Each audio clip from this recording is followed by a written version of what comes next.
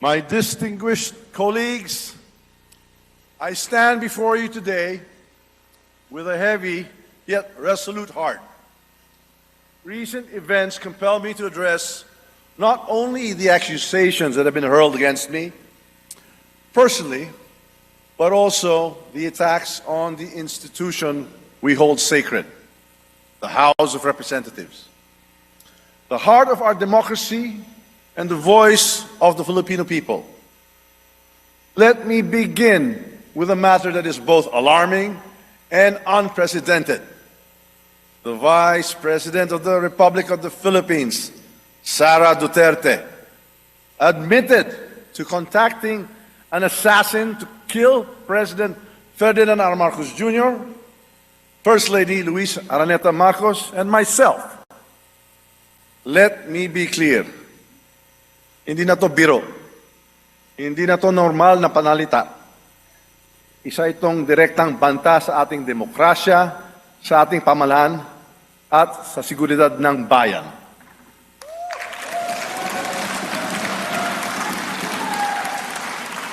Such statement is not just reckless, it is dangerous. It sends a chilling message to our people, a message that violence can be contemplated by those in positions of power. This is not just an affront to the individuals targeted, it is attack on the very foundation of our government. It is an insult to every Filipino who believes in the rule of law and the sanctity of life. Violence has no place in our society. It is irreconcilable with the values that have taught and guided us for years. Values of respect and amicable, peaceful conflict resolution. We cannot let this pass as mere rhetoric.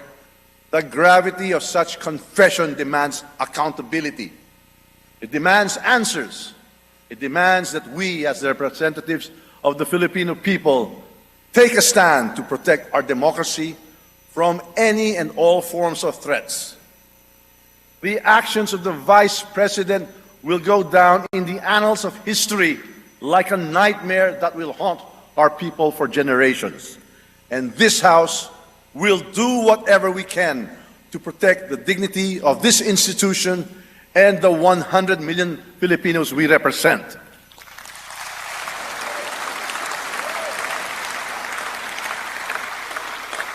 Now, let us address another serious matter: the Vice President's unfounded and baseless accusations that I am plotting to destroy her because of alleged political ambitions for 2028 elections. My colleagues, these accusations are not only untrue, they are a desperate attempt to distract from the real issues at hand. Malinaw ang katotohanan. Ang trabaho ko bilang speaker ay maglingkod, hindi manira. Ang politika na paninira ay hindi kailanman naging bahagi ng aking prinsipyo.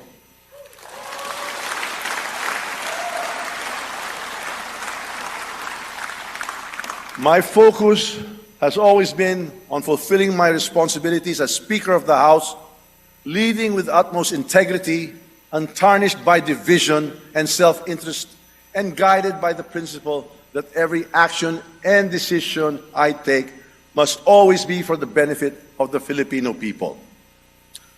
These unfounded accusations are not just about me. They are an affront to the House of Representatives.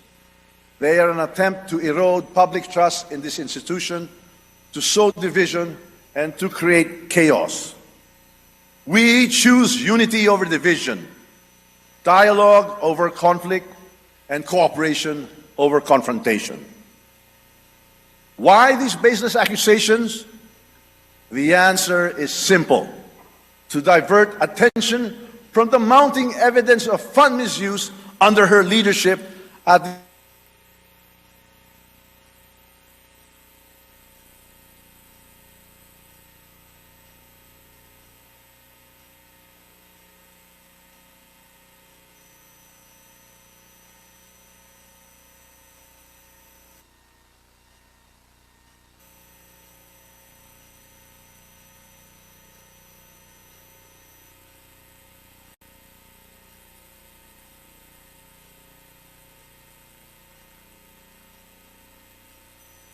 and accept vague explanations and evasive responses.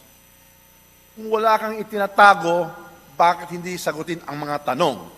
Karapatan ng taong bayan na malaman ang katotohanan. Hindi ito personal. Ito ay usapin ng pananagutan at tiwala ng taong bayan. Instead of providing clarity, we have seen attempts to shift the narrative, to create distractions, and to fabricate stories. But let me remind everyone that truth is resilient. No amount of noise can drown it. This House of the People is a sacred institution. It is the embodiment of the people's will, and its dignity must be upheld at all times.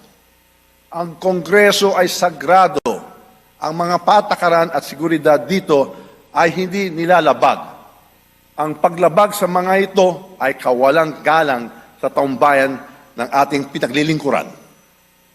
Disrespect for the protocols, security measures, and leadership of this institution is not just a breach of rules, it is a breach of trust.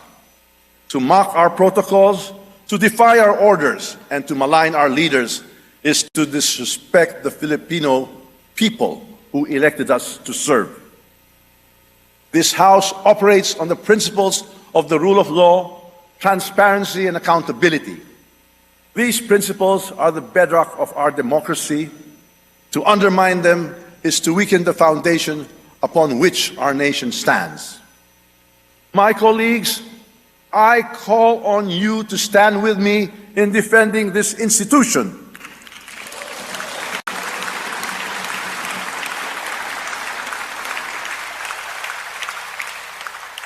Ipaglaban natin ang dignidad ng Kongreso.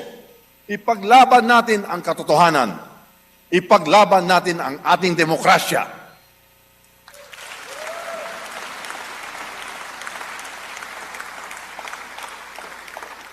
This is not about personal interests. It is about preserving the integrity of the House of Representatives and ensuring that it remains strong and a credible voice for the Filipino people. To the Filipino people, I assure you that this House will not waver in its commitment to transparency, accountability, and service.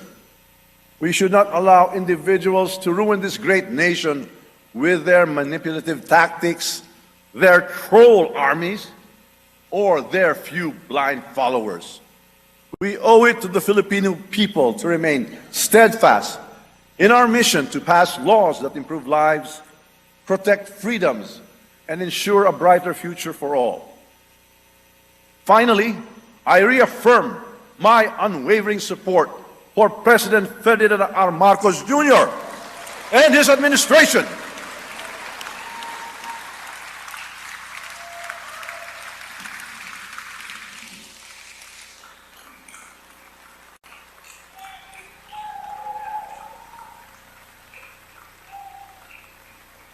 Together, we will continue to advance the reforms and policies that will lead us to economic recovery, national security, and a more equitable society.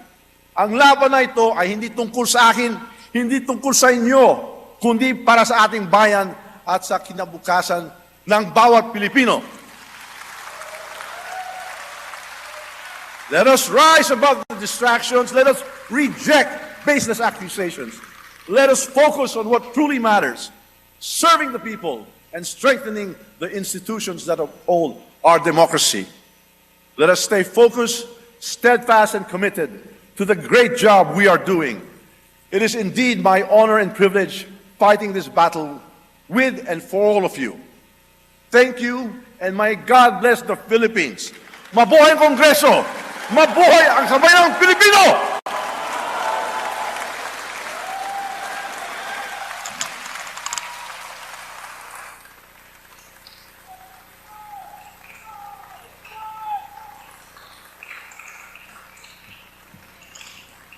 Majority Leader.